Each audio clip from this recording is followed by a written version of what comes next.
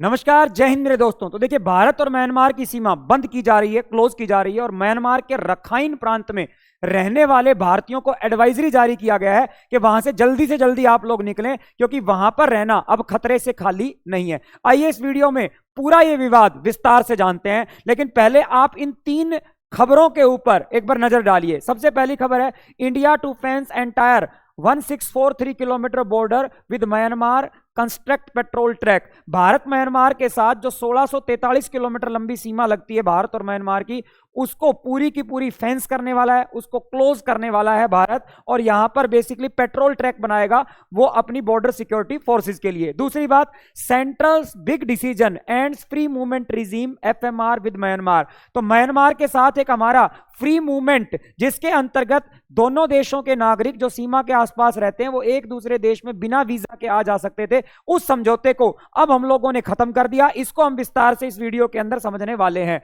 और म्यांमार के रखाइन प्रांत में रहना अब खतरे से खाली नहीं, वहां से तुरंत बाहर निकलें, ऐसा हमारे मिनिस्ट्री ऑफ एक्सटर्नल अफेयर्स यानी कि विदेश मंत्रालय के द्वारा गाइडलाइन जारी की गई है। तो यह पूरा मामला क्या है, उससे पहले यहां पर सबसे पहले भारत और म्यांमार के बॉर्डर को समझते हैं और यह फ्री मूवमेंट रिजीम क्या है इसको भी समझते हैं। तो देखिए, यह भारत और म्यांमार की सीमा लगती है लगभग आप लोगों की 1643 किलोमीटर लंबी, और इसके साथ भारत के 4 प्रांत लगते हैं हमारे। यहां पर अरुणाचल प्रदेश, उसके बाद आपका नागालैंड, मणिपुर और मिजोरम, 4 भारत के स्टेट म्यांमार के 1643 किलोमीटर बॉर्डर के साथ लगते हैं। हमारा भारत और म्यांमार के बीच में एक सीमा समझौता है। अगर आप यहां पर देखेंगे, ये रेड कलर की लाइन आपको दिखा रही है भारत और म्यांमार की सीमा, जो लगभग 1643 किलोमीटर लंबी है। म्यांमार और भारत के बीच में 1970 में एक सीमा समझौता हुआ था। इस समझौते के अंतर्गत म्यांमार और भारत का यह बॉर्डर बिल्कुल खुला रखा गया है, और यहां पर खास तौर पर आपको पता है कि जो नॉर्थ ईस्टर्न स्टेट है, खास तौर पर अरुणाचल प्रदेश है, नागालैंड है, मणिपुर है, मिजोरम है, इनके अंदर आपकी ट्राइब्स ज्यादा रहती हैं, जनजातियां ज्यादा रहती हैं। जैसे अगर आप मणिपुर में बात करेंगे, कुकी ट्राइब रहती है, नीचे मिजोरम में मिजो लुसाई ट्राइब रहती हैं, तो ये जो नागा ट्राइब रहती हैं, ये ट्राइब बॉर्डर के इस तरफ भी हैं, ये बॉर्डर के इस तरफ भी हैं। तो बेसिकली इन ट्राइब्स के लिए हम लोगों ने ये समझौता किया था कि ट्राइब के लोग बिना किसी बॉर्डर के, बिना किसी वीजा के दोनों तरफ 16-16 किलोमीटर तक जा सकते हैं। 16 किलोमीटर इधर और 16 किलोमीटर इधर, ये बिना वीजा पासपोर्ट के घूम सकते हैं। इनके घूमने पर कोई पाबंदी नहीं है, लेकिन भारत अब इसको भी बंद करने जा रहा है। इसके पीछे का कारण हम लोग समझेंगे। देखिए, यहां पर अभी तक हमारे म्यांमार और भारत का बॉर्डर कुछ ऐसा था, कुछ जगह पिलर्स लगे हुए थे जिसपे सिर्फ और सिर्फ लिखा हुआ था पिलर नंबर, एक तरफ भारत दूसरी तरफ म्यांमार, बाकी बॉर्डर खुला था, कोई भी कहीं से कैसे भी एंट्री कर सकता है। बीच बीच में ऐसे ब्रिजेस बने हुए थे जहां पर रिवर्स वगैरह थी। आप देखें, उस तरफ ये म्यांमार है और इस तरफ इंडिया है, आप कहीं भी कभी भी आ सकते हैं। Welcome India Myanmar friendship road आप यहां पर देख सकते हैं, मतलब ऐसा खुला हुआ बॉर्डर था। आप यहां पर देखें, ठीक है, ये बॉर्डर है, उस तरफ भी लोग हैं, इस तरफ लोग हैं, ऐसे आपस में क्रॉस कर सकते थे, ऐसा बॉर्डर था। इसी को एफएमआर कहा जाता था, फ्री मूवमेंट रिजीम कहा जाता था। और ये फ्री मूवमेंट रिजीम बेसिकली हमने बताया 1970 में शुरू किया गया था। इंडिया और म्यांमार के बॉर्डर के ऊपर भारत की एक पॉलिसी है, लुक ईस्ट पॉलिसी, पूर्व की ओर देखो, जिसको मोदी गवर्नमेंट में बाद में एक्ट ईस्ट पॉलिसी में कन्वर्ट कर दिया कि भाई देखने देखने से कुछ नहीं होगा, हमको अपने पूर्वी जो देश है, मित्र राष्ट्र जो थाईलैंड है, म्यांमार है, लाओस, वियतनाम, कंबोडिया, ये जो पूर्व में भारत के कंट्री पड़ते हैं, इनके साथ मित्रता बढ़ाने के लिए ये पॉलिसी हम लोगों ने की थी। इसी के अंतर्गत हम लोगों ने एफएमआर समझौता किया था म्यांमार के साथ। और इसके साथ देखिए, अरुणाचल प्रदेश, नागालैंड, मणिपुर और मिजोरम 4 स्टेट लगते हैं। और बेसिकली हम दोनों देशों के बीच में जो आपका कनेक्शन और जो रूट्स थी, जड़ें थी, और ये जो जनजातियां थी, एथनिक ग्रुप्स थे, इनकी रूट्स को मजबूत करने के लिए हम लोगों ने म्यांमार के साथ ये समझौता किया था। लास्ट टाइम ये 2016 में रिवाइज हुआ था, मतलब टाइम टाइम पर इसकी हमने टाइमलाइन रखी 5-5, 6-6 साल की, और उसके बाद रिवाइज करते रहे, और 2016 में लास्ट टाइम रिवाइज हुआ था। लेकिन अब भारत ने फैसला कर लिया है कि आगे हम इसको रिवाइज नहीं करेंगे, इसको समाप्ति कर देंगे। देखिए, अब इसको समाप्त करने के पीछे कारण क्या थे? सिक्योरिटी एंड इलीगल एक्टिविटीज के, इसके ऊपर इसका फायदा उठाकर बहुत सारे लोग स्मगलिंग करते थे, इलीगल एक्टिविटीज करते थे, ड्रग्स सप्लाई करते थे। और सबसे बड़ा जो कारण इस समय उभर कर आ रहा है, क्योंकि म्यांमार के अंदर सैनिक शासन चल रहा है। वहां पर मार्शल लॉ चल रहा है, वहां पर लोकतंत्र नहीं है। बीच में 2011 से 21 तक लोकतंत्र आया था, ठीक है ना, आन सान सू की के नेतृत्व में, लेकिन वहां पर उनको भी बंधक बना लिया गया वहां की सेना के द्वारा कि बहुत हो गया तुम्हारा लोकतंत्र, सेना शासन चलेगा। और इसकी वजह से वहां की जनता बड़ी परेशान है, और रिफ्यूजी 70,000 से ज्यादा रिफ्यूजी बॉर्डर क्रॉस करके भारत में आ चुके हैं। तो ये खुला हुआ बॉर्डर है, इसकी वजह से आसानी से वो भारत के अंदर आ रहे हैं। इस वजह से भी हमारे को काफी सारी दिक्कतों का सामना करना पड़ रहा है, और काफी सारी लोकल गवर्नमेंट स्टांसेस भी हैं। लोकल गवर्नमेंट का मतलब जो हमारे 4 स्टेट लगते हैं, अरुणाचल, नागालैंड, मणिपुर, मिजोरम, इसके साथ, तो यहां पर आपको पता है पीछे जैसे मणिपुर के अंदर हिंसा हुई थी, तो इस हिंसा में घी डालने का काम ये लोग कर देते हैं, क्योंकि उधर से भी इनको बहुत सारा एक तरीके से सपोर्ट मिलता है। तो वो भी एक बहुत बड़ा मुद्दा है। मिजोरम के अंदर जो है दंगे वगैरह इनकी वजह से हो सकते हैं, होते रहते हैं इनफैक्ट, ठीक है। तो इस वजह से इस बॉर्डर को अब खत्म करने का निर्णय सरकार ने ले लिया है कि भाई हम और रिस्क नहीं ले सकते, और इसको फेंस किया जाएगा। इसके ऊपर अब हमारी बॉर्डर सिक्योरिटी फोर्सेस हैं वो पहरा देने वाली हैं। अब इधर से उधर जो है आपकी फ्री मूवमेंट नहीं होगी, ऐसे पूरे के पूरे बॉर्डर को अब फेंस कर दिया जाएगा, उसको पूरा का पूरा जो है सील कर दिया जाएगा। ये बात आपको ध्यान में रखनी है। अब दूसरी खबर को देखिए, India advise citizen not to travel Myanmar Rakhine state.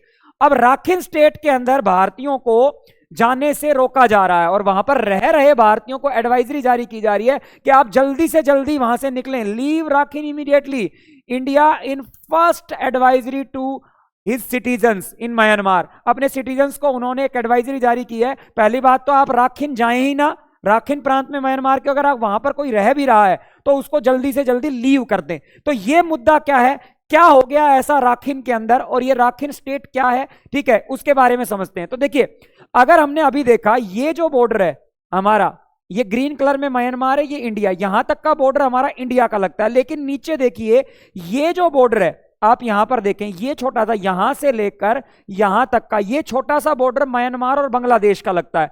अगर मैं यहां पर आपको दिखाने की कोशिश करूं, ये नीचे वाला, ये देखिए, ये जो ब्लैक कलर से मैंने लाइन थी, ये छोटा सा बॉर्डर म्यांमार बांग्लादेश के साथ भी शेयर करता है, ठीक है। और यहीं बांग्लादेश के बॉर्डर के साथ यहीं पर म्यांमार का राखिन प्रांत है, एक राखिन स्टेट है। जैसे भारत के अंदर 28 स्टेट हैं, वैसे ही म्यांमार का भी एक स्टेट है जिस स्टेट का नाम है राखिन स्टेट, वो यहीं पर पड़ता है, ध्यान रखना।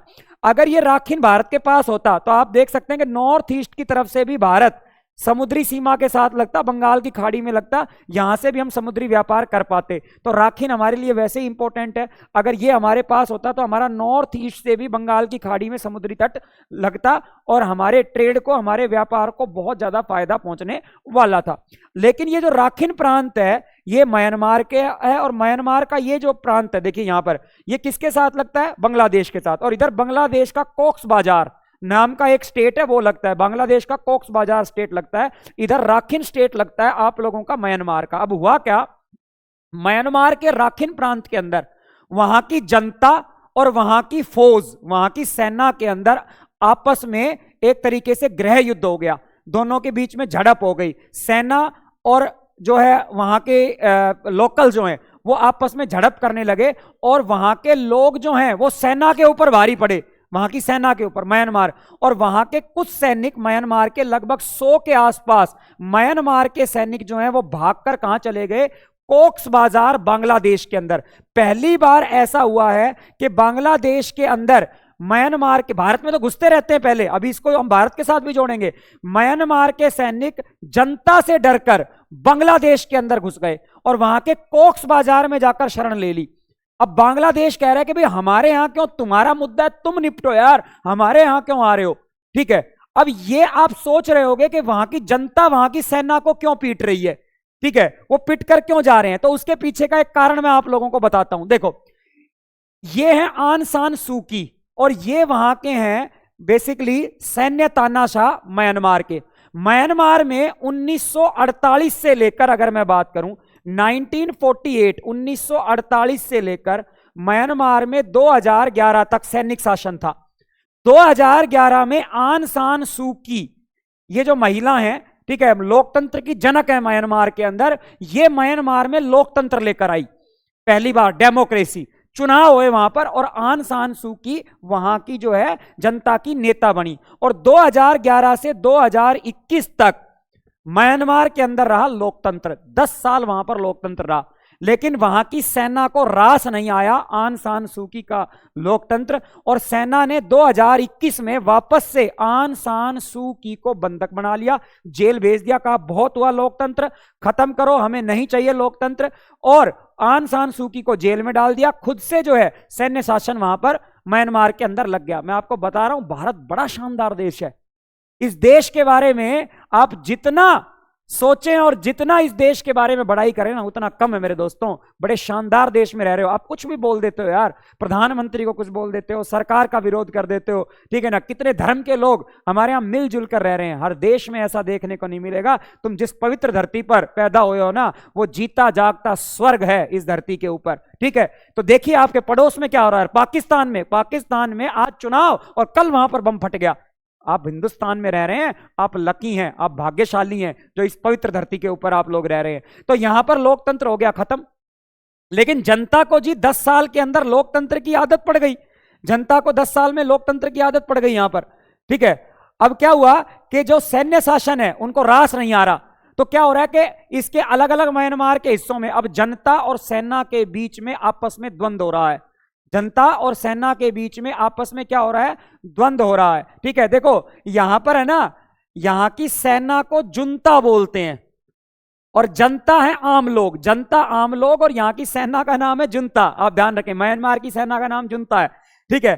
तो अब जुंता और जनता दोनों के अंदर आपस में लड़ाई होती है, और जहां जो भारी पड़ता है वो उसको कूटता है। और अभी क्या हुआ, राखिन प्रांत में जनता ने विद्रोह कर दिया सेना के खिलाफ, क्योंकि उनको लोकतंत्र में मजा आ गया।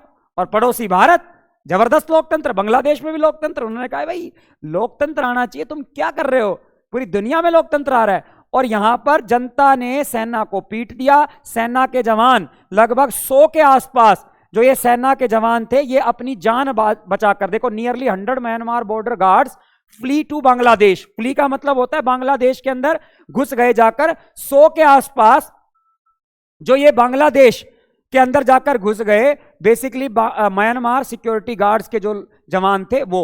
अब क्या है कि क्योंकि सेना से यहां के लोगों ने पंगा ले लिया, तो आप समझ सकते हो कि यहां की जो सरकार है, जो सैन्य सरकार, वो रखाइन प्रांत के अंदर अब हो सकता है कि जनता के ऊपर गोलाबारी करे, उनको सबक सिखाने के लिए उनके ऊपर सैन्य कार्रवाई करे। और इस रखाइन प्रांत में लगभग 50,000 भारतीय रहते हैं, 4 लाख के आसपास पॉपुलेशन है रखाइन प्रांत की, ठीक है। उसमें से 50,000 अकेले भारतीय हैं यहां पर रखाइन प्रांत के अंदर। आप कहेंगे रखाइन प्रांत में भारतीय क्या कर रहे हैं, तो रखाइन प्रांत जो म्यांमार का है, इसमें नेचुरल गैस बहुत ज्यादा निकलती है, जो आगे यहां से रोड द्वारा चाइना को भेजी जाती है। आप देखेंगे यहां पर चाइना है, ठीक है, रोड द्वारा चाइना को यहां पर एक्सपोर्ट की जाती है म्यांमार के द्वारा। म्यांमार और चाइना के बीच में भी समझौता है। ये सैन्य शासन जो है, सैन्य सरकार, वो चाइना की तरफ ज्यादा झुकी हुई है, और ये इनको नेचुरल गैस देते हैं चाइना वाले को, ठीक है। तो यहां पर बहुत सारे भारतीय काम करते हैं, 50,000 के आसपास, ठीक है। तो अब यहां पर अगर कल को सेना दमनकारी नीति अपनाएगी, यहां के लोगों को मारेगी पीटेगी, तो यहां का सिस्टम जो है लुल हो सकता है, यहां पर विद्रोह हो सकता है। तो भारतीय सेना, तो भारतीय जो विदेश मंत्रालय, उसने एडवाइजरी जारी की कि जितने भी भारतीय वो यहां से निकले, और रंगून जिसको आज के दिन में नेपांदु बोलते हैं, ये म्यांमार की राजधानी, बोला रंगून जाओ।